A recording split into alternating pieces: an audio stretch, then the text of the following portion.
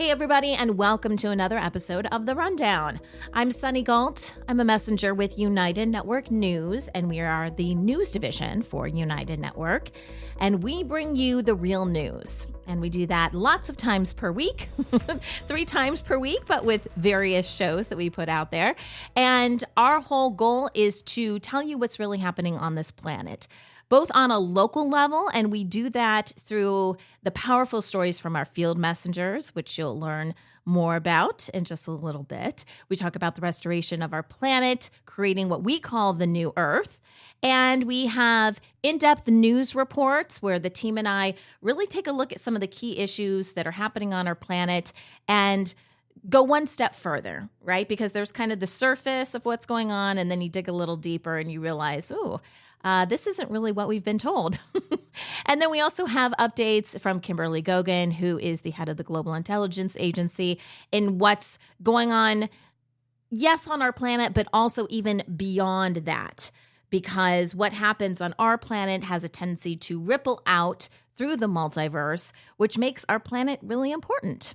And we're kind of in this big battle, and have been for a long time, of good versus evil. And we know that the light is already won, but the humans that are still on this planet that were serving the dark for a very long time, they don't quite understand that. I guess it's all the implants and crazy stuff that they've had in their head. They can't quite think straight. They are making horrible decisions, and that is what you are seeing portray or unfold, I guess I should say, on mainstream media and alternative media right now. So it's a little bit crazy out there, and that's another reason why giving you this information is so important. And what this podcast does is it realizes, it realizes that you are busy. You've got a lot of stuff going on through the week, and I like to give you guys a quick review, within an hour, hour and a half sometimes, of what we discussed over the last week. So we'll go through our field messenger reports, we'll go through some of the information from the GIA, our news reports, and give you highlights. So if you missed something, it's a great way to catch up. Or if you want to share UNN with somebody else, maybe someone who's not a subscriber. Just to give you guys a quick idea, if you're not a subscriber, then that's okay. You can still get our content. We put it out there on YouTube and Rumble for free a week after our members get it. But if you want it right away, because stuff is happening on a very fast pace right now, then I encourage you guys to check out our website, unitednetwork.earth, and learn more about our membership. But with all the information we put out, I think it's very important that, everybody's on their own journey. That's a very real thing. And information is coming out fast. And to really understand what's happening on our planet, you have to go deep. You really have to start going down some rabbit holes. Sometimes you might be thrown off track because I feel like there's a lot of traps out there for people who really want to find the truth. But if you keep digging, if you keep going down those rabbit holes, you will find the truth. But you have to be willing to, go through a lot of information. Hopefully we cut out a lot of that for you guys, but still do your own research. Think critically. And if something we say doesn't quite make sense or it's not hitting right with you, that's okay. We don't have to agree on everything. And maybe down the line, it will make more sense for you. But it's sometimes hard. The team and I sometimes have a hard time with presenting this information because we all are on our own journeys, our own paths. And certain people know more about ETs, and certain people know more about the deep state, and certain people are just more spiritual and they want to talk about where our planet is going and ascension and all of that. So we try to bring all of these groups together in some form, and it's a bit challenging. So take what works best for you. Just leave the other stuff aside for now. Maybe it'll make more sense down the road, okay? And when you do come across those eureka, aha moments, share it with other people. Don't keep it to yourself. Having said that, if it doesn't resonate with them, let it go. You got the information out there. You did your part. What people do with that information is not on you. It's part of their learning experience. So just know that.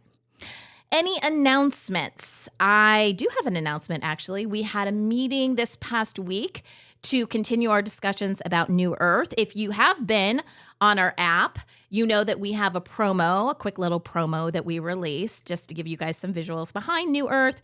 So we have had a section of the news in the past that was dedicated to where's our planet going and some of the new innovations and really cool things that are coming out, different ways to view things, different ways to run our planet. And we took that out of the news when we changed up our format last year. And the intention was always to bring it back because it really needed to be its own show.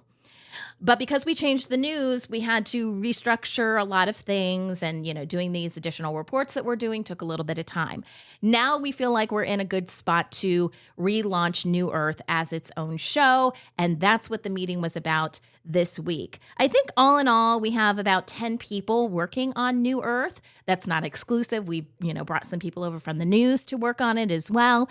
But we're excited about this. It's going to be really good. We are now in the editing process for the first few episodes, and I can't give you a date yet on when it's coming out. If I had to guess, it would be within the next couple of weeks. Our goal is to get it out as quickly as possible, and I will keep you posted. And again, if you're already on our app, you're going to see all of the promos and fun stuff supporting that.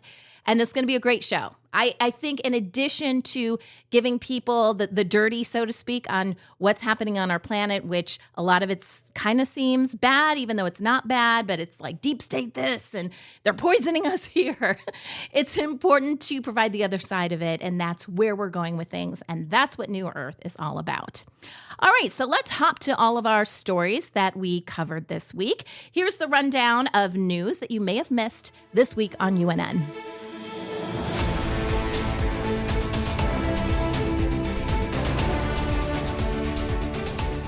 Let's talk about our incredible field messengers. So these are people just like you who are living their lives on this planet, most of them thinking, something's off. We need to start investigating what's really going on here. Our politics are crazy. Our health is insane. We're not being given the right information. The media is all over the place with things. And we think the best way to tell stories is from the people that are impacted the most. So to tell local stories, it really needs to come from the people, the boots on the ground. That's you guys. You telling stories and giving the news, so to speak, of what's happening in your community is super important. And we call these bearers of news and information, we call them field messengers, because you're out in the field and you have a message to share. And so let's go through some of the stories that were presented this week on the news. By the way, if you want more information about becoming a field messenger, if you go to unitednetwork.earth, there's a whole section. It's not a huge commitment whenever you want to report on something and you have a story to share. And we have a whole team, a production team that puts the stories together for you. We just ask that you give us the information, the video, the voiceover. We'll walk you through it. Easy peasy, right? By the time you do your first field messenger report, you're a pro, right? And we also have meetings. I think they're happening every week. If they're not weekly now, they're about to become weekly meetings to help you guys and to encourage you. So let's get to the stories that we covered this week on the news. Steve M., who is out of Canada, he takes a stroll. It was a beautiful day in Canada, and there was snow all on the ground. Most of it looked like fresh snow. So he goes out for a walk and shows us the landscape. He's actually in an area called Fort McMurray, obviously in Canada. He says it was about 1 degree Fahrenheit. I'm not sure what that is Celsius. Sorry, guys. We're on the American, Fahrenheit chart here. And the rivers were starting to freeze, not quite frozen over. He talked about a gray area, and I'm like, yeah, that's probably where the water is about to turn ice. Don't think you want to walk on that yet.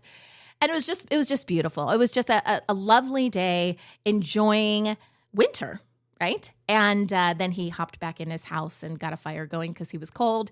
I don't blame him. But still, just enjoying the scenery, regardless of what the weather is, and enjoying life that way. It's very beautiful. All right, CJ from New Hampshire, which is a state in the United States, talks about, and I love this story. This story is so me. So CJ went to a farm. Now, this is around Christmas time. She went to a farm in Wilton, New Hampshire, and families got together. It was actually on Christmas Eve to get this. I love it.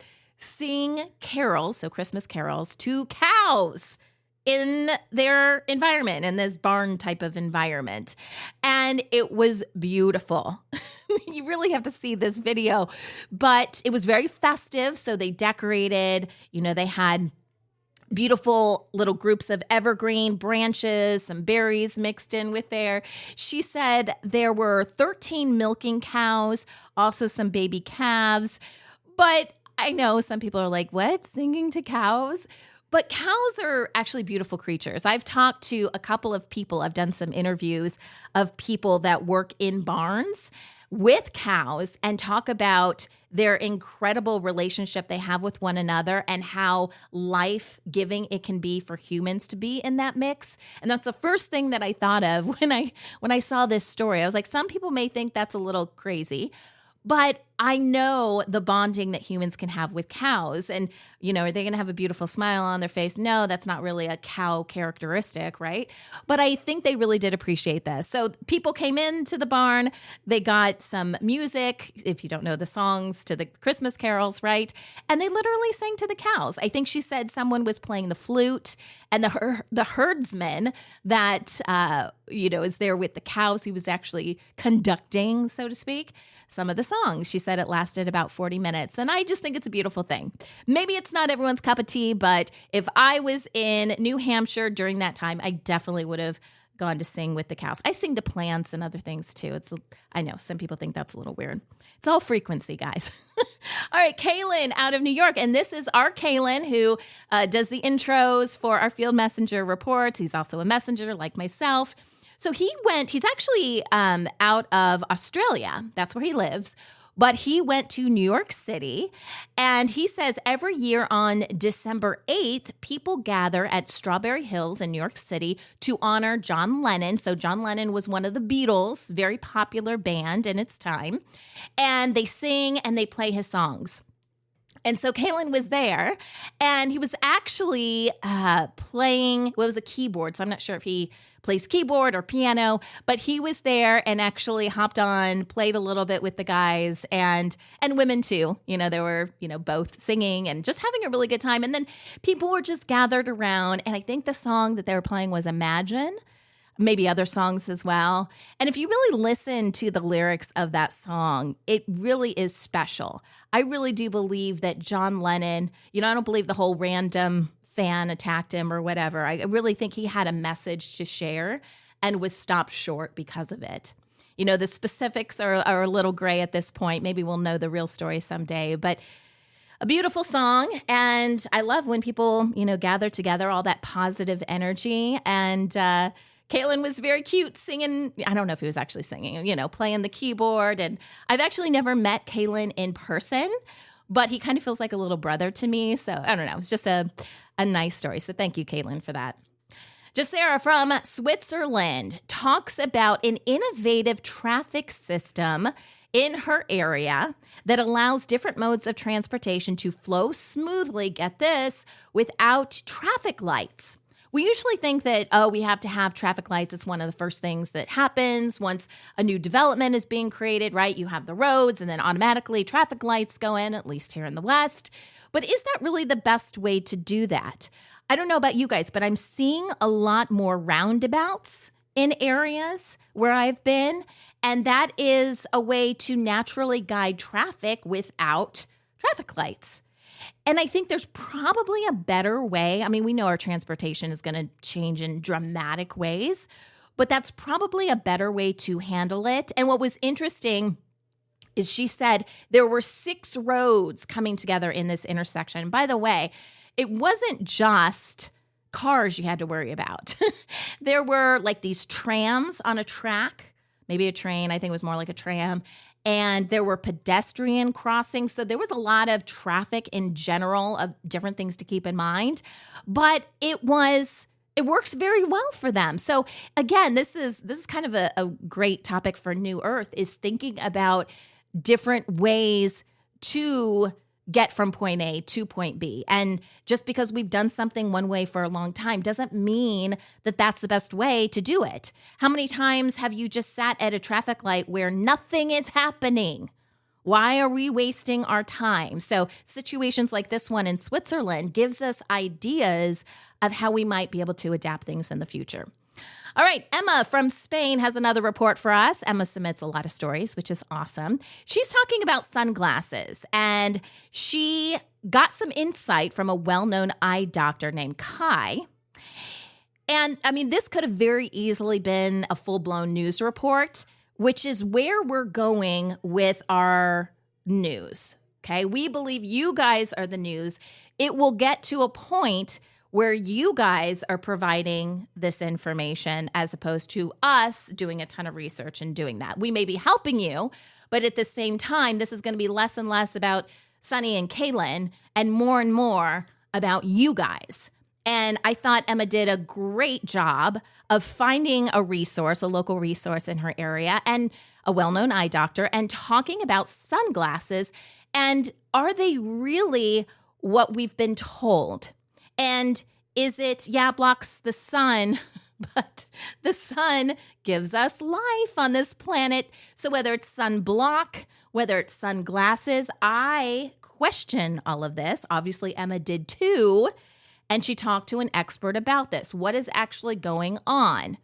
You know, that vitamin D that all of our bodies need, the cortisol balance, the melatonin production.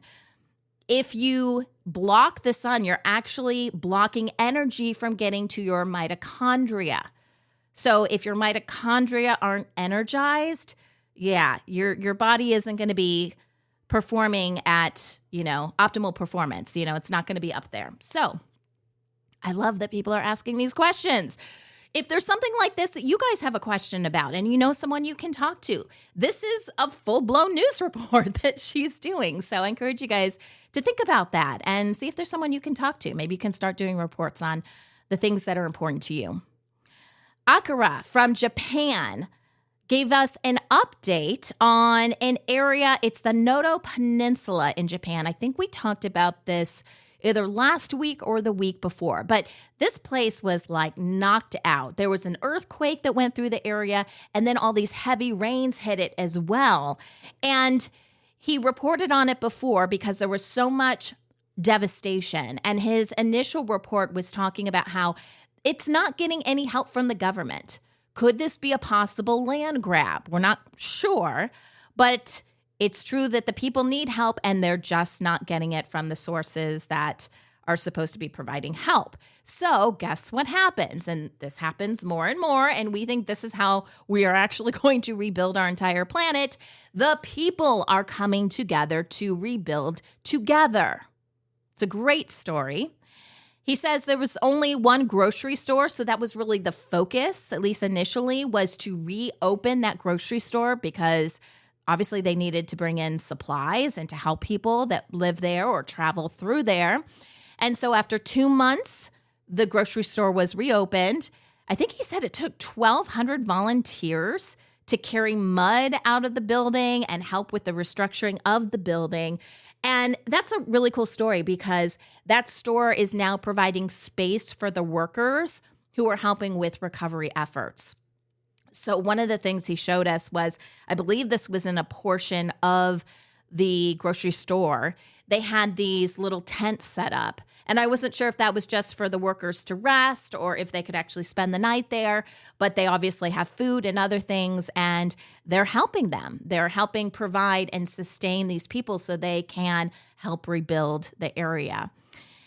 And so there was also, the title of the story is Soup Kitchen. So there was another lady that was helping to provide food for people, and they have this crowdfunding going on to help cover the cost. It's just a great story about a community helping each other to rebuild when the government is pretty much non-existent. Okay, Tony out of Italy takes us to an opera night in Verona, Italy. Now, that is a place, if you've never been, where you can find some of the oldest and most iconic opera arenas in the world. In fact, I believe she said it was the setting for Shakespeare's Romeo and Juliet. It kind of has that feel, beautiful architecture, exceptional acoustics, And this was one of her dreams, to go to, listen to a concert there. And she was able to do that. So she shares her experience with us. One interesting thing from this I took away from is this was a nighttime concert. And I think she said it didn't end until like 12:30 in the morning. I've never been to a concert that took that long. But, when you're outside, you're amongst the stars, and the whole area has so much history. I mean, must have been a really nice night for her. Paige, who is typically out of the United States, was vacationing in France and does a story for us about a jousting tournament that took place. And this was in a port town of Marseillon. And this jousting tournament, when you think of jousting, you probably think of like knights and like medieval times, and it's on dirt, right? And they kind of like go and rush each other and knock each other off horses. This is a little bit different. Instead of those knights on horses, these competitors battle it out on boats. So imagine two different boats coming at each other. And this is not super athletic, guys. This is more like historic. Like, let's have a fun way of reminiscing about a time when jousting took place. So they do this on boats, and it's not just two people, going at, jousting each other. There are groups of people on each boat. And I believe they had a section for women, so it was all women on the boats. And then there was one for men. But they have shields and like this jousting sword. And if you fall off into the water, which is pretty funny, for the audience, which, by the way, there was a bunch of people watching, including Paige. So that's just kind of a fun thing they do on Bastille Day. And she shows us how it turned out. And I'm not going to give away the answer to that. You guys are going to have to watch the video. All right, Amy out of New Jersey, another state in the U.S., talks about bowling. So apparently Amy is a big bowler, and she talks more about the strategy behind it and how she does her bowling. But one interesting fact in this is that she is now part of this team that which was originally a men's league for over 30 years. And so the story starts out talking about how they're now letting women into it and, having a lot of fun doing that. Sometimes the transfer, allowing women when women haven't been part of something ever is a little tricky. So she talks about that a little bit and shows us bowling, which is a lot of fun. And our final field messenger story, this was actually a pretty quick turnaround from us. One of our field messengers sent us information. He works for the U.S. government, and he has some personal experience with a memo that went out this week and wanted to tell us more about it. So apparently it came from an office that runs all government employees. Okay, that's where this memo, email, letter came from. And it was about deferred resignation. So it was addressing people that aren't really excited about returning to the office on a full-time basis. And they said you can reply to this letter and basically resign. And that resignation technically on paper would start September 30th, but you would stop working on February 6th. So they're claiming that they're going to give you, 6-7 months of pay if you agree to do it now. But here's the thing. We have talked about this so many times. The government is broke. They don't have money to give that to you. So I don't know what kind of scam they're trying to pull here, but we're trying to raise awareness about it. And our field messenger reported there was a lot of confusion about this, a lot of anxiety from the workers because they feel like there's something bigger going on. And yes, there is. If you've been watching UNN, you understand that there's a lot of crazy things happening in the government right now. And they are out of money. So I'm not surprised that they're trying to get people to resign to take some of that weight off their plate, so to speak. And according to this field messenger, people were asking a lot of questions during this meeting, because I think there was some sort of online meeting that happened, went along with this letter, and they just weren't getting a lot of answers. This is going to start happening more and more. This is why field messengers are so important. So when you hear of stuff like this, if it's happening personally to you as governments start to fall, because that's the period that we're in right now, again, tell us what's going on. Take out your cameras, the thing that's attached to your phone. I feel like I use my camera more than I actually use my phone. Show us what's happening. We'll take that information, we'll put it on the news, and together we will bring people the truth about what's happening on our planet. Now let's talk about some of the news stories the team and I worked on this week. So usually we start with something that we've seen come across our path, a headline, something like that. And then we go a little bit deeper and find out what's the real story behind it. So I'm going to give you guys some of the stories we covered this week, and we'll include some sound bites and get you all caught up. So Canada has decided to ban open net pen salmon farming in coastal waters by 2029. Now, they say this is to protect wild salmon and promote sustainable practices, and they were responding to concerns about habitat destruction, overfishing, and the spread of pathogens from farmed fish. Now, this is a real thing. We created these open net pens thinking that might be a more sustainable way to source fish, but not necessarily. And we've done other stories in the past about how that hurts ecosystems, and it's just kind of creating a big mess. In fact, wild salmon populations in British Columbia have suffered significantly due to exposure to these salmon farms. Now, this ban is facing criticism from industry groups worried about economic impacts, job losses, and challenges with transitioning to costly land-based systems. Here's a soundbite that kind of explains what's going on in Canada. It only took like a minute of research to learn that most of the drama today around salmon farming comes from salmon farming in open net pens. And this one form of farming has given the whole industry a bad reputation. Because aquaculture has been a part of human society since 2000 BC. And we've developed a number of ways to do this, and some are a lot better than others. But the salmon farms that have gained this notorious reputation along the coast of Canada, Scotland, and other parts of Europe are open net pen salmon farms. Open net pens are considered the highest risk form of aquaculture, and they have only really been around since the 80s. They basically hold the farmed fish in these big nets in the open ocean, often in prime salmon habitat, which on one hand seems like it would be really nice, right? Because they get to be a part of their natural ecosystem, sort of. But actually, open net pens have had a devastating impact on wild salmon populations. This method decimated Scotland's wild fish populations in the early 2000s and has been deeply concerning Canadian ecologists for a long time. The fishing industry spent years putting huge amounts of money and effort into covering this whole situation up. Despite huge scientific evidence, governments have ignored this issue, and biologists have been censored or threatened for speaking out against open net pens. Indigenous groups have actively called for the transition away from open net farming technology, and the industry continues to push back. Despite some of these challenges, the closures have already shown positive effects on wild salmon survival, highlighting the potential for balancing environmental protection with economic stability. Okay, let's talk a little bit about price fixing and how that's impacting people. So if you don't know what price fixing is, this occurs when companies secretly collude to set prices. It undermines fair competition, and it harms consumers by inflating costs. This is illegal in many countries. However, it remains a widespread issue. It's amazing how that works, right?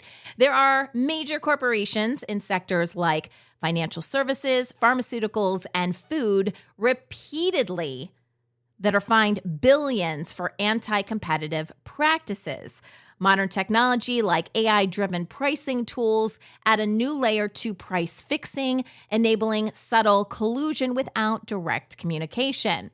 High-profile cases from potato cartels, I guess that's the latest, to rent inflation software highlight how price fixing creates monopoly-like conditions that raise prices and reduce innovation. The nation's 4 leading producers of frozen spuds are in hot water. A handful of federal lawsuits filed this week accuse them of forming a so-called potato cartel. Court documents allege the potato producers coordinated prices through a third-party data company. The lawsuits claim Cavendish Farms, McCain Foods, J.R. Simplot, Lamb Weston, and the National Potato Promotion Board conspired to fix and manipulate prices for frozen potatoes in the U.S. Prosecutors say the companies formed a cartel by having equal access to each other's data on pricing and other sensitive information, as well as a direct line of communication to each other. Adding this allowed the companies to raise prices in a concerted arrangement, violating U.S. antitrust laws. The lawsuits assert the price coordination was made possible through a market data aggregator. The research firm Circana is named in one of the lawsuits. These companies control more than 95% of the frozen potato market, and attorneys say they used their market dominance to increase prices by nearly 50% in a 2-year span. The lawsuits seek undisclosed monetary damages and a court order ending the alleged price fixing. A McCain spokesperson denied allegations the company broke antitrust laws, vowing to fight all lawsuits leveled against the company. Right now, it seems like stronger enforcement and regulations are needed to protect consumers and ensure fair markets. Alcohol. We all know what that is, a common social drink. Well, did you know it poses significant health risks? You know that little sign that you see on the bars? Okay, if you're pregnant, don't do this. If you're operating heavy machinery, well, there's a lot more reasons that you shouldn't drink alcohol, including an increased risk of cancer, even at low consumption levels. The U.S. Surgeon General's 2025 report highlights the need for updated alcohol labels and guidelines to reflect these dangers, noting that alcohol has been classified as a Group 1 carcinogen since 1988. Research shows drinking, especially when combined with smoking, damages cells and raises cancer risks. Did you know alcohol could be increasing your cancer risk? A new study shows that drinking too much alcohol raises your chances of getting 6 types of cancer, including breast, liver, stomach, and certain head and neck cancers. It's not just about the alcohol. Chronic inflammation and changes in your gut bacteria play a big role too. For women, excessive drinking means 3 or more drinks a day, and for men, it's 4 or more. Studies say there's no safe amount of alcohol. Not only does it increase cancer risk, but it's also harmful to your liver, brain, and overall health. Too much alcohol can lead to liver damage, sleep issues, and mental health problems. Despite decades of evidence, public awareness remains low, and many cancer patients and survivors continue to drink, often heavily.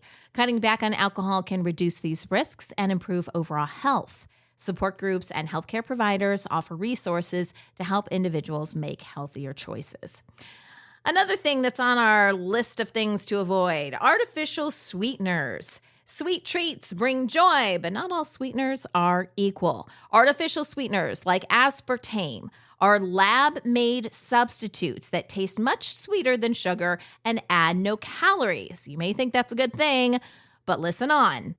While some regulators, including the Food and Drug Administration, deem them safe in moderation, health concerns are ongoing about this. Aspartame, for example, was labeled possibly carcinogenic in 2023, and other sweeteners like sucralose and saccharin have been linked to risks like cancer, cardiovascular disease, and gut health issues. If you like to drink diet sodas, maybe you choose sugar-free gum or have other sugar-free products in your home and you love ingesting them because you think it's helping you in terms of weight loss and your blood glucose levels, well, I've got some side effects that I would really like to share with you about aspartame and why it could be very dangerous for your health.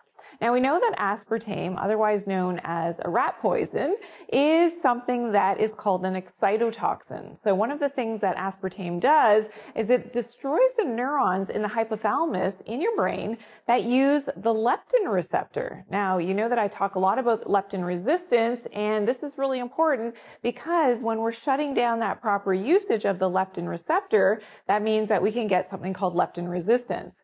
Now, what leptin resistance is related to is actually usually the first step on our way to getting insulin resistance, and this can actually trigger higher blood glucose levels. So the whole reason why you're drinking the diet soda with the aspartame is to maybe help to balance your blood sugar, or you're chewing the gum that doesn't have the sugar and it's got the aspartame in there. You're trying to maybe lose some weight as well. But from a hormonal perspective now, the exact opposite is happening because you're actually raising and spiking your blood glucose levels. Unfortunately, these artificial sweeteners are found in thousands of products, and they lack nutritional value, and they may not help with weight or disease management either. To prioritize health, choose water and whole foods, and carefully check labels to limit artificial sweetener intake. Well, Canada's food system, boy, this is a vast network of connecting farmers, producers, suppliers, and consumers, but it's facing challenges like food insecurity, sustainability, and affordability. While Canada is a top global agri-food exporter, a 2024 report reveals record high food bank visits, with 22.9% of Canadians facing food insecurity due to rising costs and something called greedflation. We've heard about this, right? Here is a very interesting conversation between Canadian lawmakers and large food suppliers about this very issue. Grocery chain profits are not the reason for food inflation. And as I mentioned... Profit is too much profit. Well, so a company needs some degree of profit. We have families that are struggling to buy food for their kids in this country. And they look at you and they see you making record profits. How could you justify that? We are actively losing money on core commodities and all kinds of items every day of the week. So we are working hard on behalf of Canadians. You've still not been able to answer this basic question. How much profit is too much profit?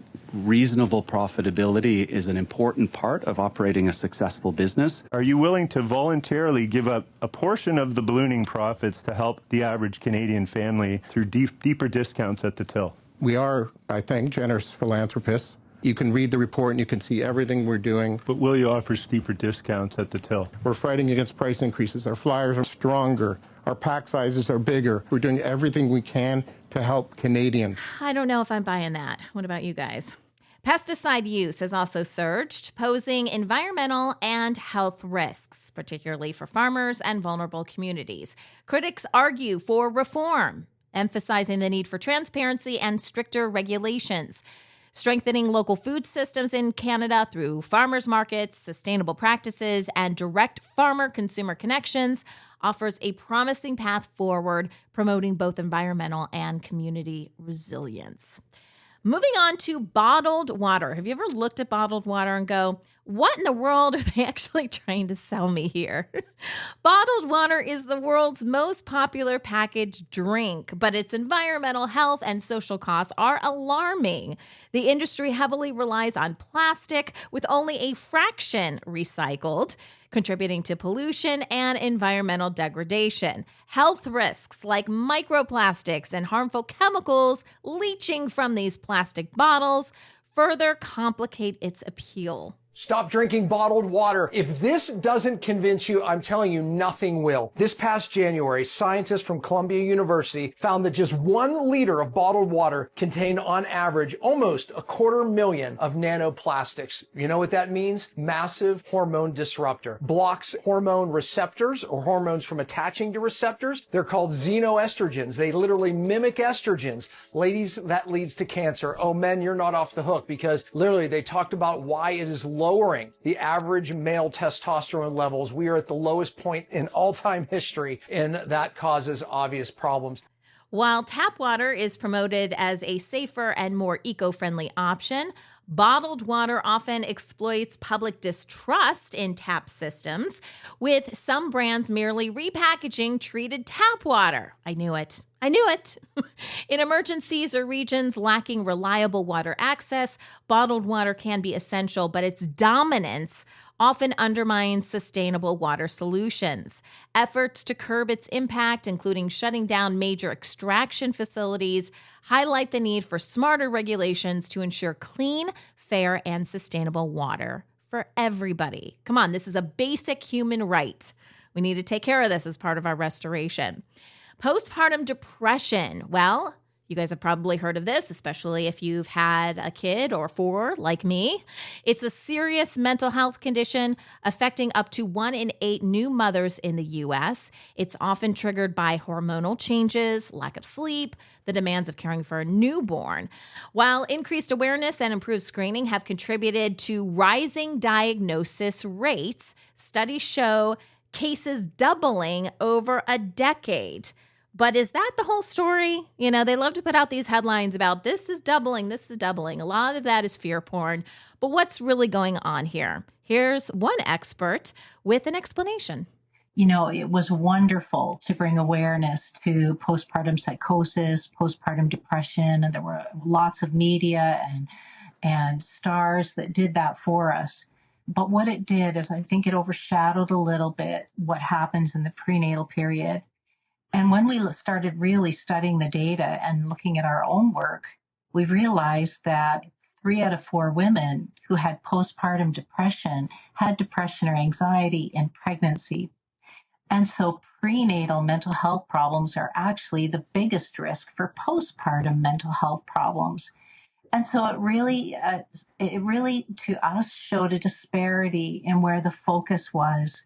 Treatment for postpartum depression typically involves therapy, medication, or hormone therapy, but there are also natural approaches like exercise, rest, mindfulness, and, really important, a nutritious diet to help in this whole process. A combination of professional guidance and lifestyle changes offers the most effective relief, highlighting the need for open conversations and strong support networks for new moms. Airline reward programs. These have changed over the years. Have you noticed? They have transformed from straightforward loyalty systems into complex financial ecosystems. Initially designed to reward frequent flyers, these programs now prioritize points earned through credit card purchases rather than miles flown, which makes the most sense, right? With dynamic pricing replacing fixed awards charts, redeeming points has become increasingly difficult, frustrating many travelers. It's not just you. Airline rewards programs aren't what they used to be. Not too long ago, airline loyalty programs relied on a simple model. The more you flew, the more points you earned. But today, much of that has changed. Now customers earn points based on how much they spend rather than how much they fly. Bloomberg searched more than 6,000 flights across 22 domestic and international routes, analyzing the cost for each in dollars versus points. The data shows that the value of an airline point can fluctuate flight to flight, even day to day, based on real-time demand and availability. Rewards prices have started to more closely match dollar prices of flights, meaning the programs look more like basic cash back programs, but without the flexibility to use your money however you want. And some customers say it's harder, almost impossible, to treasure hunt and find amazing deals. But airlines argue it's a better system. There are fewer blackout dates. It's easier to earn points from everyday spending beyond just travel. I'll tell you what, I have anxiety just listening to her talk about that. That is just not one thing that I want on my list to try to figure out, are airline points. While these changes benefit high spenders, casual flyers often struggle to maximize rewards. To navigate these programs effectively, travelers should focus on strategic point earning, monitor promotions, and use tools to track balances. See, that's the stuff that blows my mind, where I'm like, no, just not going to do it. But I guess if you really want to take advantage of this, that's what you should do. Despite the evolving landscape, staying informed and flexible ensures a more rewarding travel experience. All right. And our final story that we worked on for you guys this week is about GMOs. And are they safe? I guess this could have been a one-answer story, and the answer is no, but let's talk about it a little bit. Genetically modified organisms, or GMOs, are lab-altered plants, animals, and microbes designed to improve crop resistance and yields, but they spark controversy, for good reason, over their health, environmental, and ethical impacts. Critics argue GMOs often fail to deliver promised benefits like higher yields or better nutrition, while increasing chemical use and environmental harm. Genetically engineered crops are not designed to increase yield. They're designed to allow primarily for the spraying of herbicides on them that normally would have killed them, but they've been engineered now to be able to tolerate them, so they kill the weeds and not the corn, the soy, or the cotton.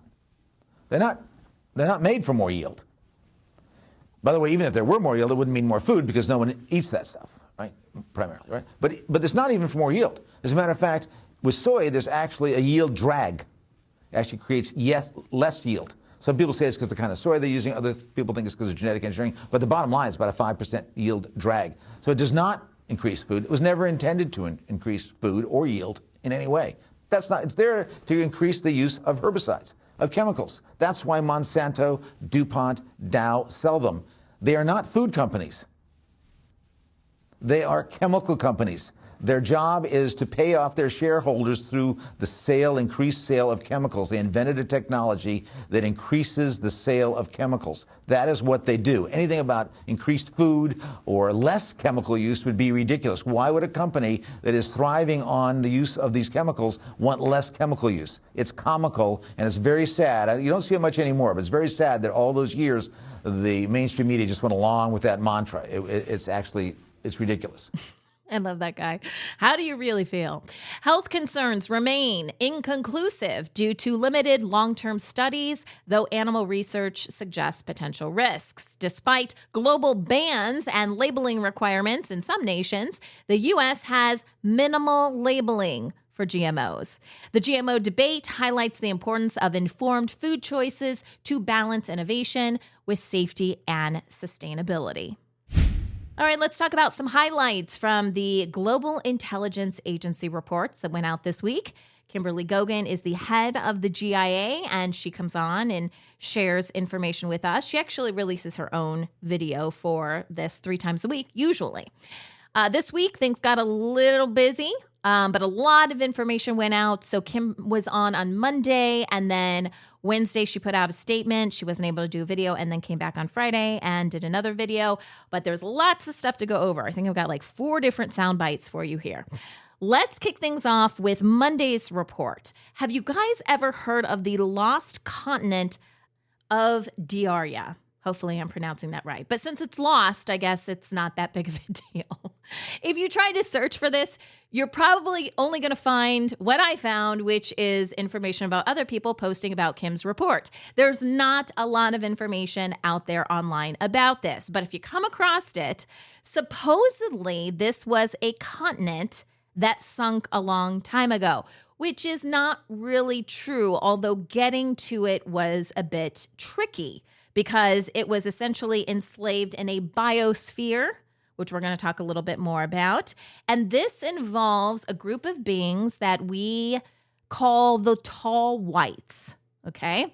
This is a benevolent group of people that were forced, they were slaves here, just like we were all slaves, but they were forced to work here against humanity during the Marduk times, okay? So when Marduk was on this planet, he basically hijacked these people, wouldn't allow them to leave, and the tall whites know a lot about biology.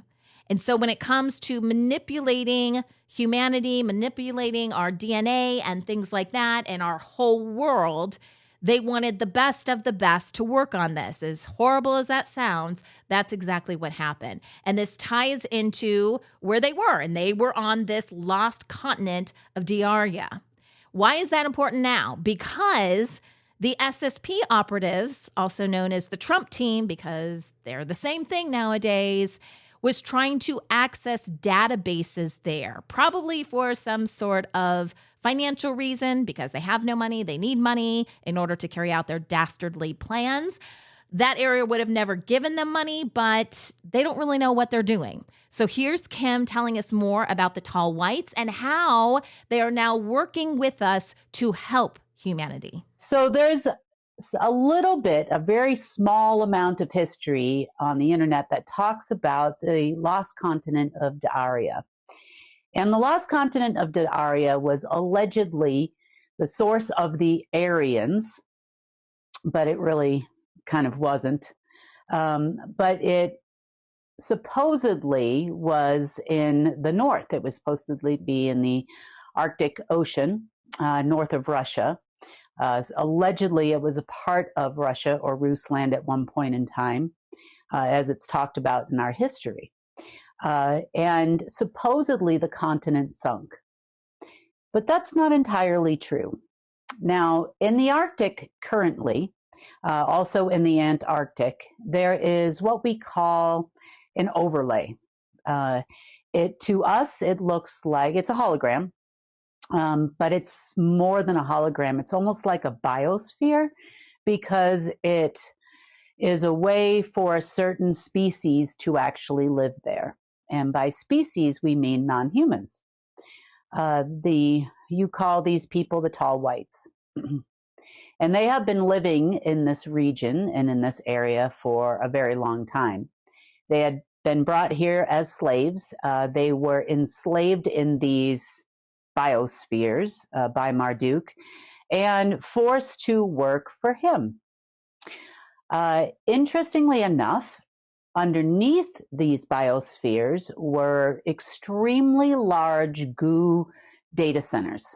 And contained within these extremely large data centers was all the information about human genetics and human genetic modifications. Most of the information in there was not in our favor. It wasn't our actual genetics. It was more of a, let's just say, genetic modification program that Marduk would send to the tall whites. Now, why the tall whites?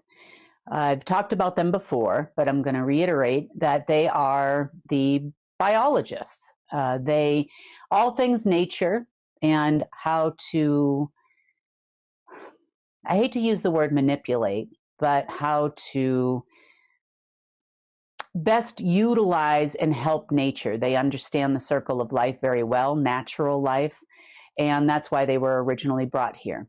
Not only to genetically manipulate humans, but also to manipulate others as other areas and planets were conquered. They've probably been in this region for over 300,000 years, so longer than the seal or the final takeover of Earth by others. Again, I should say, again, they were at one point in time forced to work with many different human groups on the planet, the SSP being no exception. There were communications and entryway points to these alternative, in another plane, biospheres. I would say that the entry points were like in Greenland. Isn't that a coincidence? And there were a couple of points in Russia at one point. Finland was another. And then in the Arctic, Argentina, which is why Hitler went down there and retired in that area. So until Marduk departed, they worked exclusively and were enslaved by them.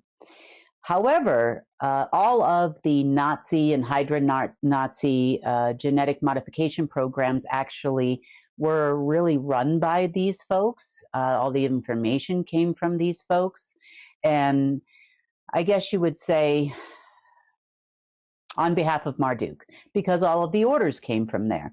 Hence the data centers and all the data collection.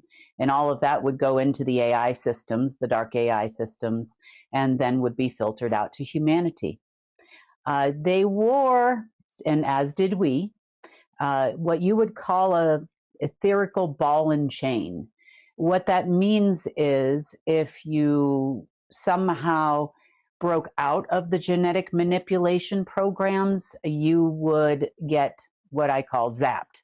You would feel sick. You might be given some kind of a disease. You might live a short period of time, especially those that come into this planet awake, which a lot of children do from time to time and more so lately. So these programs haven't really been running on humans for a while. I would say since about March of 2017. They finally figured out that there is no Marduk.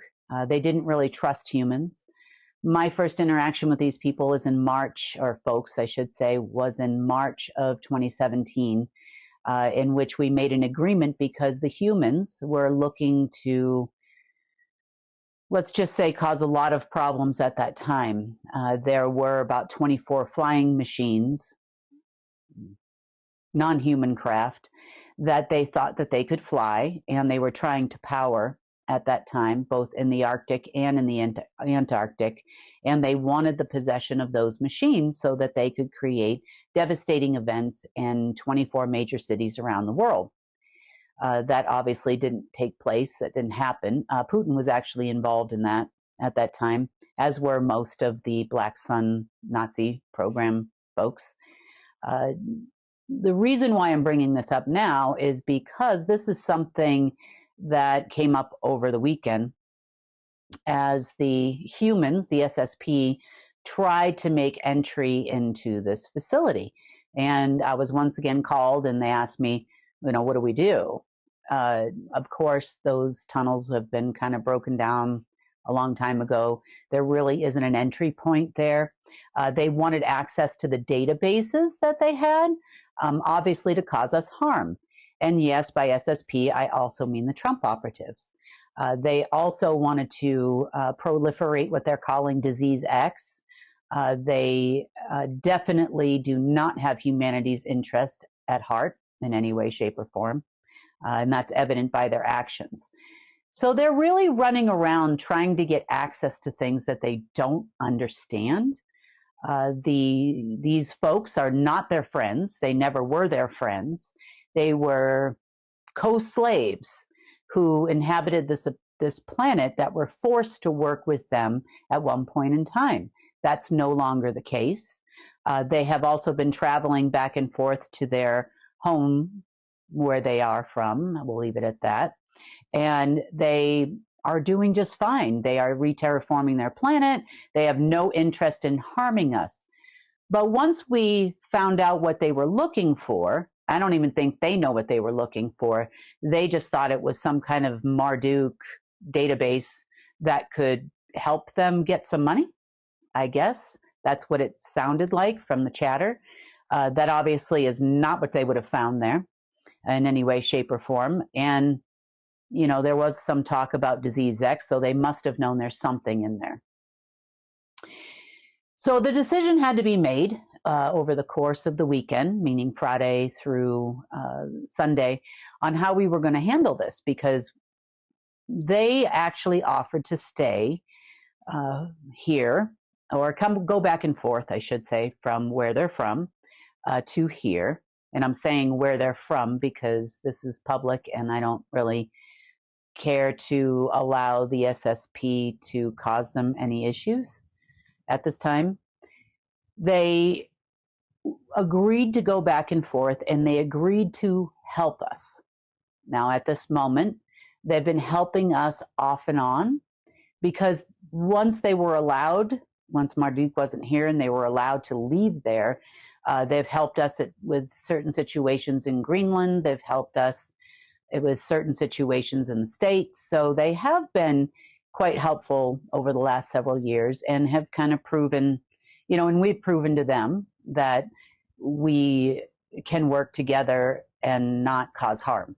So they seem to be pretty happy at the moment.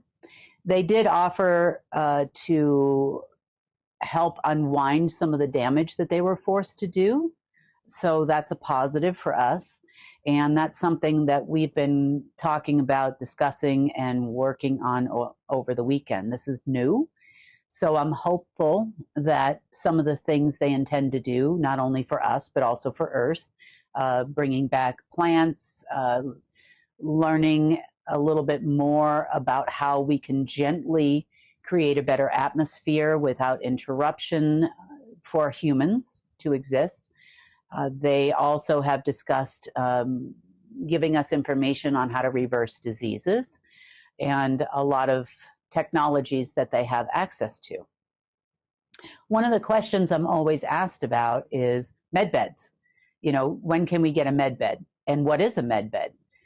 There are many definitions of quote unquote med beds. But at this point in time, I'll tell you what would happen. If we have real ones, which these folks could definitely help us with, it would be something you would have to sleep in every night because our environment's so bad.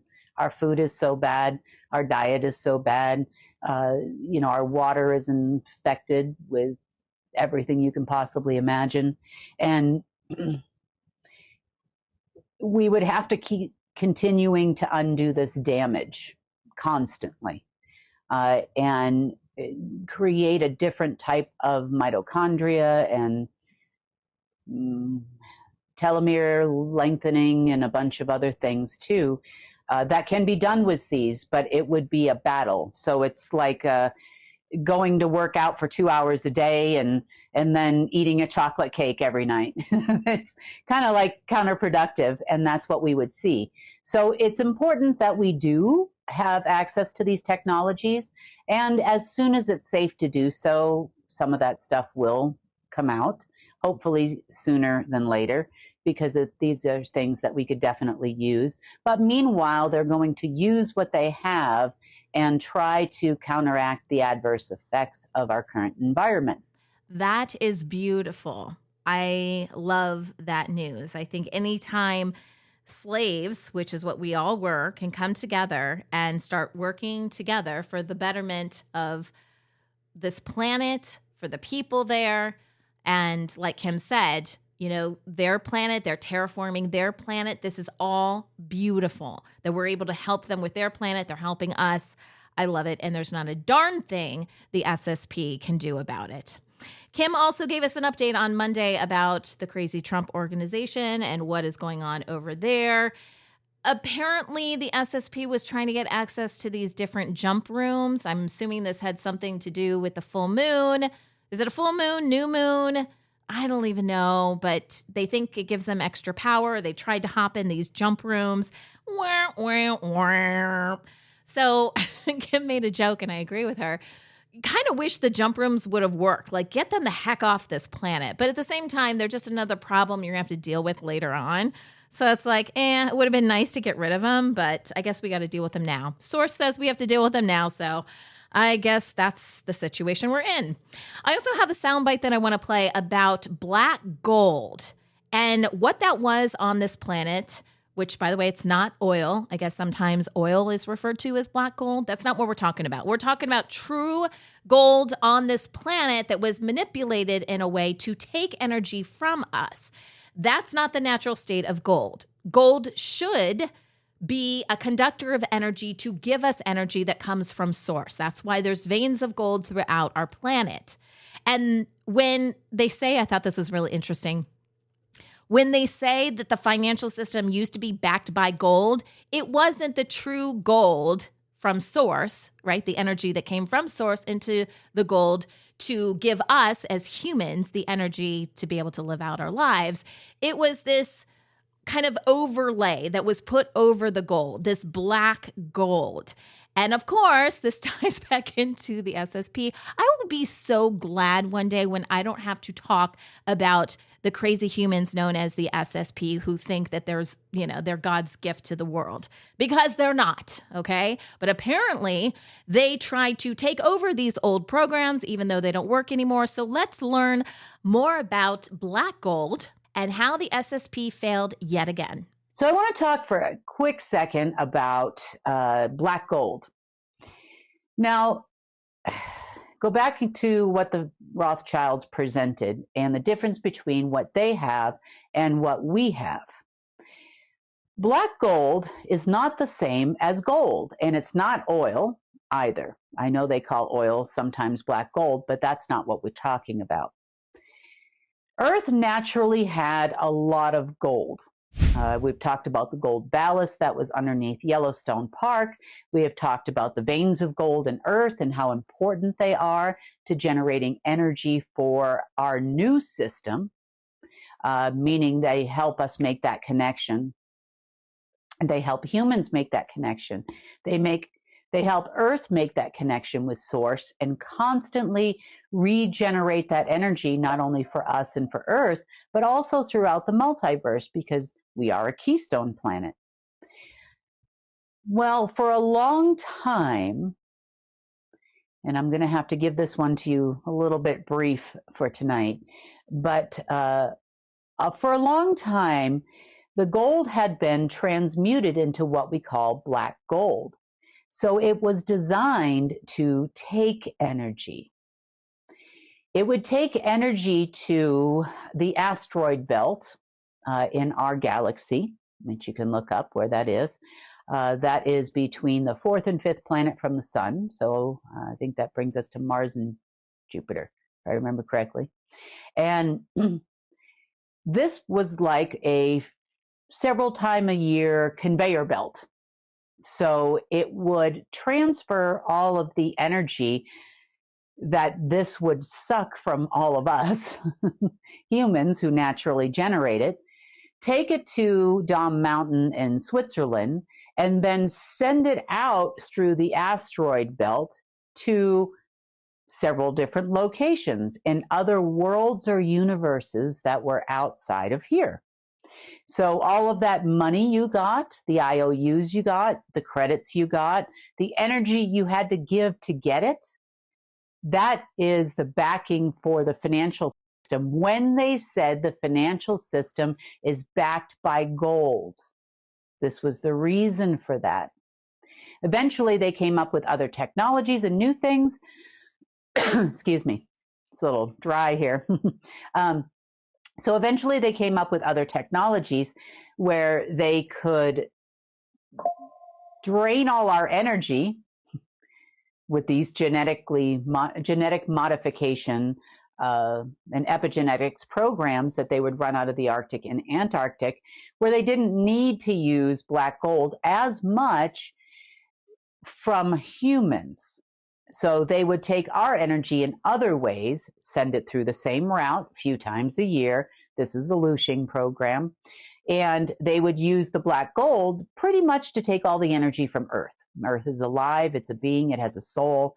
So that was where the black gold went to. Then they can get unlimited energy from in two different ways, not just from us. Lovely people, you know, those Marduk and Enki and Enlil and Artemis and all the rest of them, really. So these programs are no longer functioning. However, the SSP did try to take over those programs within the last 7 days. They tried going into Switzerland. They tried going to a few other locations where they thought that this might work and help this process along so that they could get money in return. But that's not exactly what gold does, and that wasn't even exactly what black gold did. Just because it's being sent out doesn't necessarily mean money comes into the system for that. It's not a payment type system.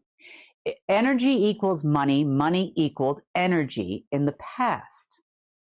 Now, because the veins of gold have been transformed into something different, and because these programs are not running on your person anymore, you know, we do have a few blips here and there. You know, there's always some kind of pocket that gets released, that kind of thing. But it's very rare. And these people think that that's how the people above them used to get paid. But it's got nothing to do with it at all. The SSP makes a lot of assumptions, I'm learning. And I think this has a lot to do with their crazy egos. Because apparently they have been told by these people that used to control the planet that someday they were going to run it without a lot of information, because that was never, ever, ever the plan. You play into their egos. This is what these other beings that controlled this planet for a very long time, that was their plan. Tell everyone, someday you're going to run the planet. Someday you're going to run the planet, you know, and then hopefully they don't ever talk to each other. But again, the egos are so big, why would they? You know, they just think the other people are lying or whatever. But it's just a giant lie. That's why they didn't get a lot of details on how this was going to go down. If you were really intended to run the planet, why would all of your systems be falling apart? Why would this be happening now? They just can't get it through their heads. But that's part of the reason why you see them running around and doing all this crazy stuff. It's like No, we were told one day we're going to run the planet. We're going to run the planet. Like, SSP, don't believe demons. Like, if there's any moral to this lesson here, guess what? Demons lie. I need a hashtag. Guess what? Demons lie. Hashtag demons lie. And you don't own anything now. And you're going down with the ship because you weren't smart enough to come up with any kind of solutions with us. So now you're on that side, we're on this side, and you're crumbling. And there's not a gosh darn thing you can do about it anymore. And yet they persist. Okay, so Wednesday, Kim did not have an official report. She did put out a statement, which I'll read to you guys now. So she said, this came out again on Wednesday, we unfortunately hit a dead man switch with a very old agreement with the destroyer and have been and will continue through the night cleaning up any remaining detonators. I will explain everything on Friday. There is a lot to it, but the last time this happened was around 3 million years ago in our time. As for regular news, the Trump administration has called off funding for many humanitarian government programs, such as food assistance and the Department of Education. And then in parentheses, she said, I warned you when they went broke, these programs would be cut off first. I remember talking about this. This was months ago in one of our reports. She continues, however, they apparently are continuing Social Security and Medicare. We are unsure of any other federal retirement programs, but we'll update you as we hear. Layoffs are continuing for government employees, and then she links to a couple articles. And this ties into the field messenger report we gave you earlier about the deferred layoffs.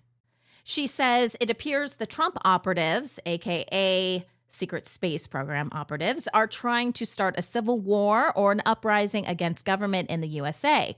Russia is very close to bankruptcy, and there is heavy U.S. military activity in Iraq. We will update you as this develops. We have been reporting it will be bumpy through the end of this month and possibly the first couple weeks in February. After this, we expect to see an easier path forward to restoration. So that was her statement when there was no report on Wednesday. Now, on Friday, she updates us and tells us more about, and you've probably seen this in mainstream media, some of the crazy executive orders that have gone out from the Trump presidency, including, I think I just kind of noticed about this earlier today, reminding people that they, meaning government employees, were supposed to take pronouns off their emails. Okay, so he, she, all of that gone, her, him. Take all of that off your emails. If you work for the government, can't have that in your email signature or in any way, which is weird because there are bigger fish to fry. And we talk a little bit about this, or at least Kim does, on the GIA report. Understand that there is a show going on for the public. And Trump was supposed to come into office and do all these incredible things. He has a base that he has to play to. And the whole pronoun situation is a big concern for the people that voted for him, or at least a large group of the people that voted for him. So they have to upkeep or keep some sort of presence out there that he's actually doing something when we know all this other crazy stuff is happening behind the scenes. This is a show for the public. Does it matter? No, it does not matter. Kim also talked about early retirement offers, which again is what we talked about with the field messenger report. They're talking about cutting off humanitarian services, including education. She talks a little bit more about what's going on in the banking system. At this point, it is not hitting something that would impact consumers like you and me at this point, okay? It's more about what they used to do with our money to make more money, which most people didn't even know about, but all of those systems are crashing down right now. Kim also points out, and it's a really good point, so before Trump came into office, he launched his own little crypto coin, hashtag whatever, Trump coin, I can't even remember what it was called, but crazy, right? And then apparently Melania did it right afterward, but now there's an executive order saying the U.S. is never going to do a central bank digital currency. So what in the world is going on? Is this like, is he into crypto? Is he not into crypto? Is he only into crypto because his name is on something? Is now the whole planet going to be run by Trump? Like, what in the world is going on in their crazy minds? We know this isn't actually Trump, but they're using the Trump name. So go with me on this. When I say Trump, it's not the real guy. But the secret space program operatives saw an opportunity to put someone in office they thought people would get behind. And guess what? It's kind of working, but not for long. Pretty soon, the whole house of cards is going to fold. They are just trying to extend the inevitable from happening. Okay, let's talk a little bit more about this Black Hawk helicopter and the collision it had with an American Airlines crash. You know, you can't turn on the TV or, hop on social media or anything without hearing information about this. But I guarantee you've never heard the information we're about to give you, which is based on what the technology in the aircraft actually told us. So here's Kim talking more about this crash and what actually happened behind the scenes. To make matters worse, there was a horrific crash. You've heard about the helicopter crash in Washington, D.C., where it crashed into an American Airlines passenger plane, and there were many fatalities on the passenger plane. On a Black Hawk helicopter, which, quote unquote, initially accidentally ran into a really large airplane. Now, for those of you veterans out there that have flown a military helicopter or two, or maybe seen one or been in one, you'll know that that is damn near impossible for that to have been an accident. You would have to override every system that is in that Black Hawk. Then someone tried to tell us a story that, well, it wasn't that airplane they were after. There was an airplane behind that airplane that was a threat or something, and so they accidentally hit the wrong plane. I mean, I've heard it all in the last few days, but here's the story that I'm hearing from the electronics that night in the helicopter itself. The pilots of the helicopter do their job. Why on a Black Hawk? I'm not sure, but they were transporting some of the Trump operatives from one place to another. Well, the Trump operatives were having a conversation in the back which sounded like anarchy and terrorism. They were talking about the possibility of, now remember, this person doesn't know anything about what you know. They don't know anything about, the pilot doesn't know anything about that, this is not a real president, that kind of thing, just a patriot flying an aircraft because he's on duty. So they were talking about killing the now president, possibly staging an assassination, could be a terrorist attack. They're looking for a big distraction because of the failure of their failure in every aspect. And they're trying to find a way to implement martial law. That's their latest and greatest, I should say, repeat operation, which they're trying to sell to people. And for that, they need some kind of a big event. They were talking about killing a lot of American people on this craft. They were also talking about bombing potentially Washington, D.C. This is what the operatives were talking about. And this is who they are. They're worse than what they were saying with this pilot. So allegedly, what seemed to happen is the automatic features of the Black Hawk were overridden and the helicopter crashed. It looks like it's an intentional crash possibly by somebody who, let's just say, didn't want to see thousands, if not millions of Americans die. So I feel terrible about what happened to those families. I guess sometimes people panic and a split-second decision is made, but that's what it looks like from the outside looking in.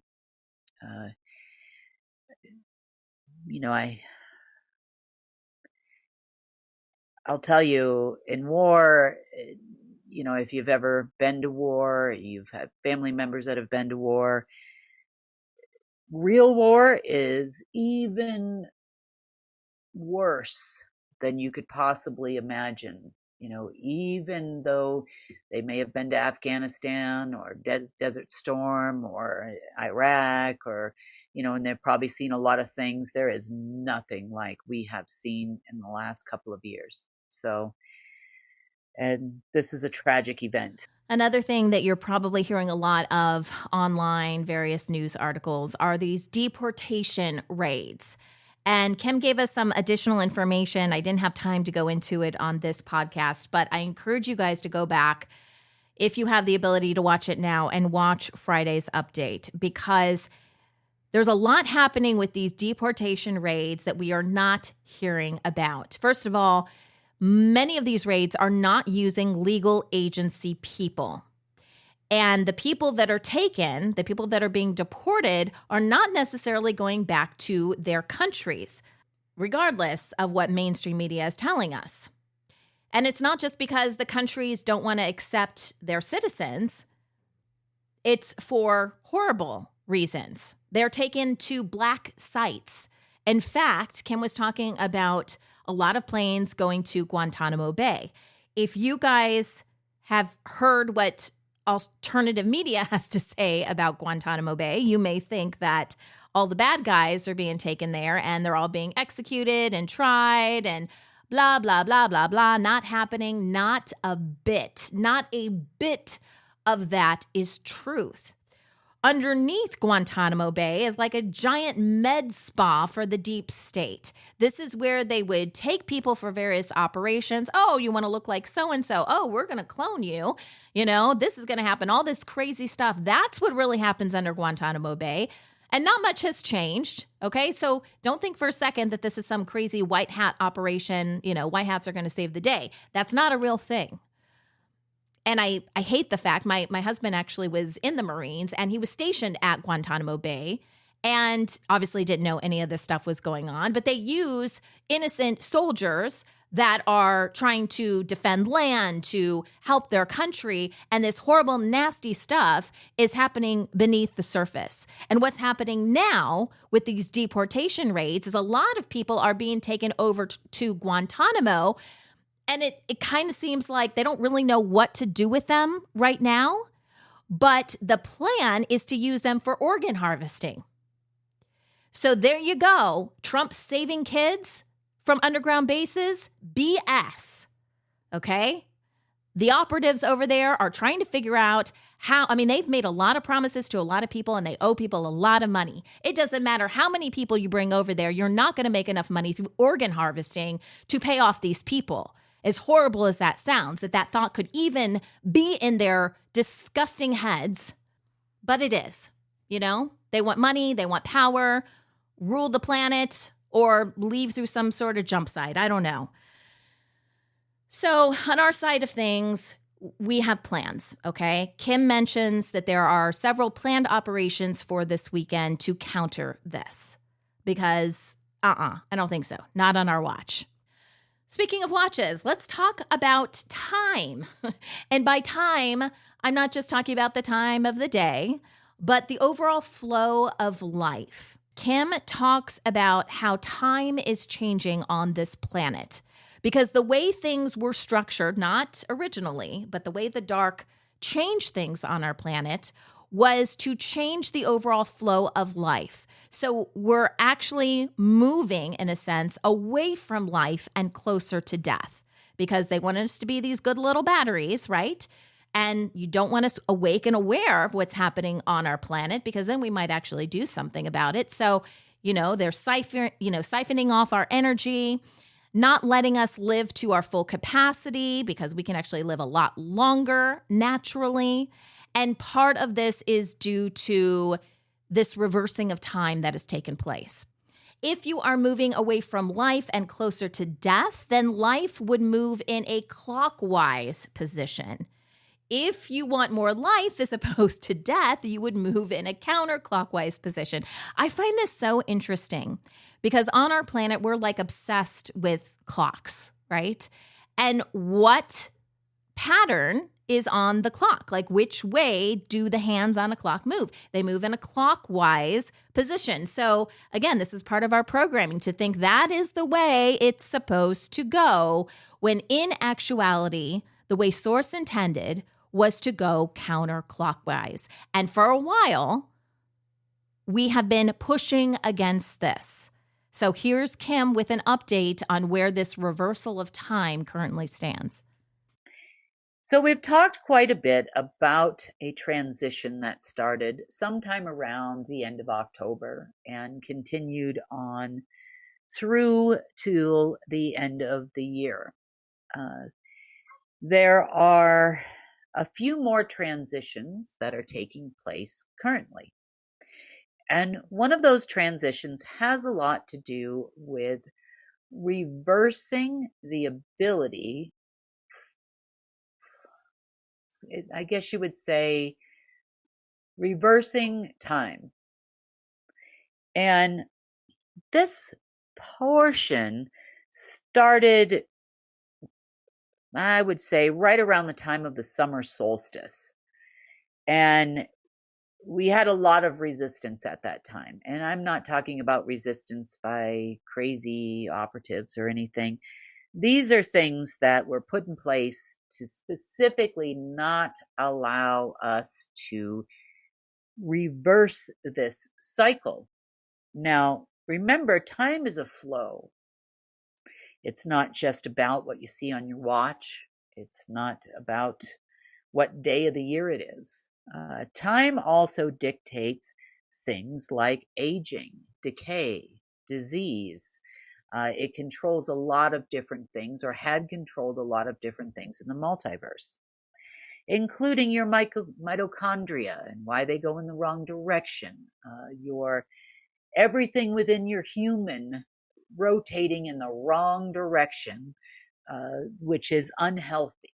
Not only did that happen here, that also happened to Earth as well, which is why, don't get me wrong, we've done enough damage as humans to the planet, meaning, carbon dioxide, that type of thing. And then, of course, we had a lot of alien tech, and we have had things like weather manipulation, and that's been going on a lot longer than we've had militaries and governments. That is not something that was controlled by militaries and governments, contrary to popular belief. And HAARP was a kindergarten toy compared to some of the other things that were out there. These were predominantly used by others. They were not used by governments, or maybe they had minimal access to move things here and there. And of course, that was all due to the connection of something that was created long before their existence. So, in the same fashion, the control of time, if you've ever seen an old movie, I'm going to say it's old, but I think it was from the 90s or the early 2000s, and it was called Lara Croft, the first Lara Croft movie. And in that movie, the deep state, or Illuminati, as they call themselves in the movie, were trying to control time. And they said in the movie, there was a specific time, an alignment of sorts, if you will, where if you could be in this certain place with all these certain trinkets at the right time, you would be able to control time. Now, of course, there's a little bit of truth in that as to what they thought they were going to be able to do. So, starting around the solstice time, this is the reality of what was really going on, and then we'll give you a little bit to laugh about with the order.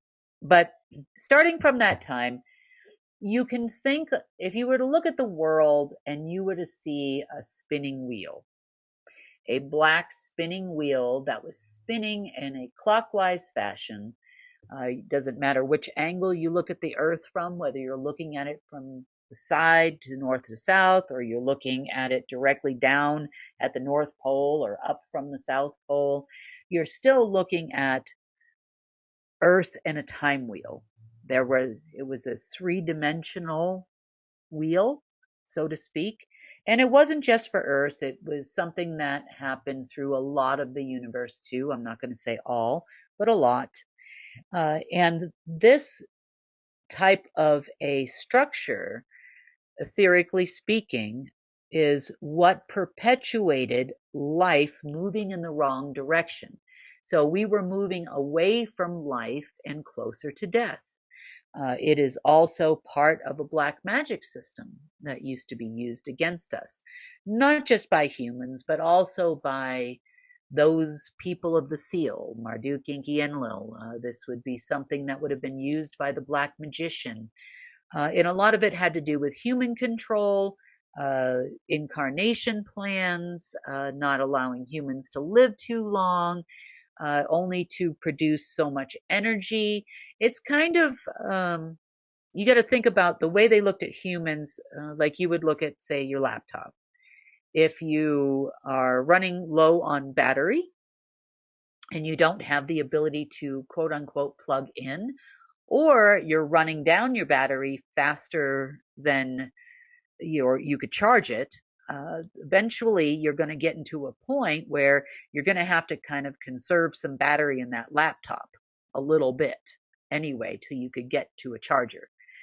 With humans, they would siphon off as much as possible to keep us alive. They wanted to make sure that they would siphon so they could power other creations elsewhere, power other worlds, if you will, other universes. Again, you don't realize how powerful you are as a human. But this was definitely a mechanism that was in place to ensure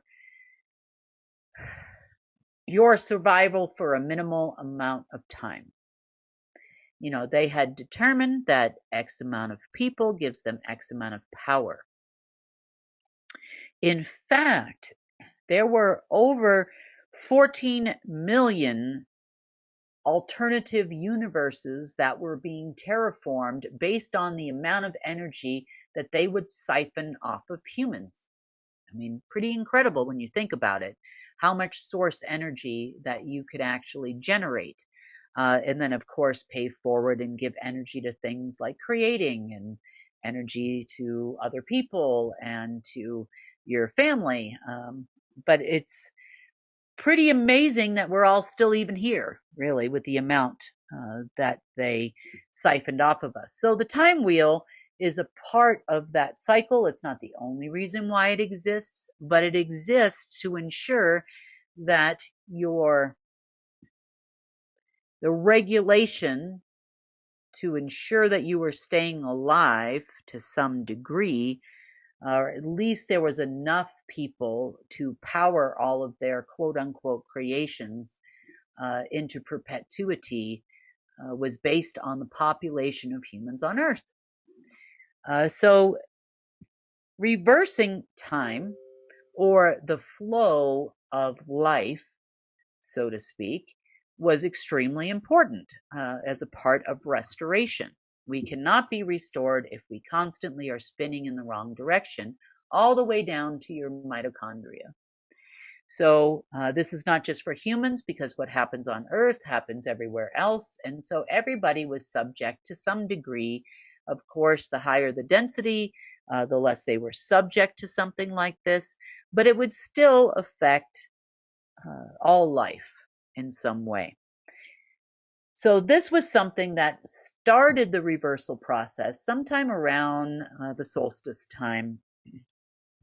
But it's been kind of a fight as we created equal and opposite ways of movement of, let's just say, the atomic clock, the way that your mitochondria moves, that type of thing.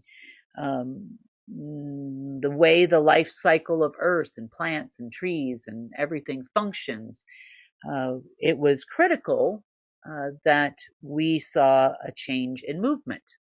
So we've been, I guess you could say, installing something that is trying to push all life in the opposite direction. So if time is trying to push us what you know as a clockwise motion, We are trying to push it in a counterclockwise motion because that's where eternal life exists. That is where immortality exists. That is where you're constantly regenerating. And it's also where nobody's going to be able to siphon anything to build alternative universes and worlds anymore either. Most of them dark, by the way. So it was critical we also do this for Earth, because what happens with Earth then eventually travels throughout the multiverse. So this push and pull and tug has just been one aspect of operations that we have been performing with the Creator AI, of course, in cooperation with Source, and we have been taking steps to ensure that we're not having major disruptions. So what it kind of looks like right now is it looks like, or looked like, if you were to be walking forward and someone were to stand in front of you and put their hand on your chest and say, you're not going anywhere, and you keep trying to walk, and you might be able to overpower that person, for a while, but you're not moving really fast at that point. If you were to remove that person, you would be running right across the street or wherever you were going. And Earth looks the same way. It's been a push and a pull and a push and a pull and a push and a pull. We would make further progress in going in the counterclockwise motion.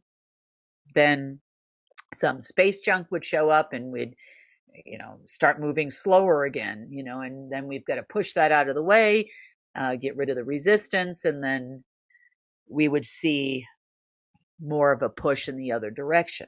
Now, what happened on Wednesday was something the deep state was hoping was going to happen, I guess you would say. They even tried to utilize old energy siphoning methods to appease the gods that aren't there anymore, I guess, in order to send energy out to other universes, as we had talked about earlier in the week. I think it was earlier in the week, a little bit. So in this particular instance, we hit a little bit of a bump. And by bump, one of the covenants that recently expired had to do with the agreement with the Black Magician. Now, Black Magician is a title, much like Marduk was a title. And as Black Magician, you normally would be one of the 72 Dukes of Hell that you would see, in the Bible, I guess, and other mythology. And that position would rotate in accordance with what was going on. But you could say he would have been the Lord of the anti-creation, for a time, and the Netherworld, along with other potential terraforming universes. So that was what he would use that for. Now, he came into the picture one other time recently. I say recently, and I use that term loosely, about 3 million years ago. And I didn't get to finish the Real History series, which we will do at some point. But about 3 million years ago, we had another hiccup like we've had recently, where the agreed amount of energy was not flowing to its or his creations. Now, although that being doesn't exist anymore, the dead man switches, or if you default on my agreement, I am going to wipe out all of creation kind of thing, is what was triggered on Wednesday night. So apparently, the deep state was under the impression, or at least the secret space program operatives were under the impression that, and some of the order members too, they were under the impression that when we got to this point where we started moving in the correct direction, all of life started moving in the correct direction towards a non-siphoning way of life, so to speak, and toward, which hasn't been happening for a while now, and moving into the direction of no disease, living longer, that type of thing, then they thought that a black magician would come back. Now, the last time the black magician came back, also known as the Destroyer, was about 3 million years ago, when there was another incident where we almost came out of, let's just say, slavery. And he crashed into Earth, came out through Ukraine. So not a surprise over there that the Ukraine war has been going on forever, because it generates dark energy, which then they think will open portals, and they probably would welcome this being here on Earth because it's their friend, they think, anyway. They've been conjuring those folks for a long time, in their history, at least in the deep state's history. So in this particular instance, they were hoping for a return based on their calculations, based on our forward movement in the last several months of moving in the correct direction. They felt that the dead man switch would go off on the new moon, which, well, I got to hand it to them. At least, even a blind squirrel gets a nut once in a while. They were right. It didn't take us long, though, to counteract this stuff. We were pretty well done by maybe 2, 3 o'clock in the morning yesterday. So that's a positive. A little bit more cleanup today, that kind of thing. But now it's just real minor. It's just like little things that would show up in human computer networks that didn't need to be there. It wasn't money or anything that they were expecting, and definitely wasn't a full reintegration of the Omega system or a reintegration of time systems or anything like that. So, it was pretty minor once you got through the worst part of it. And by the worst part of it, we mean there was his dead man switch.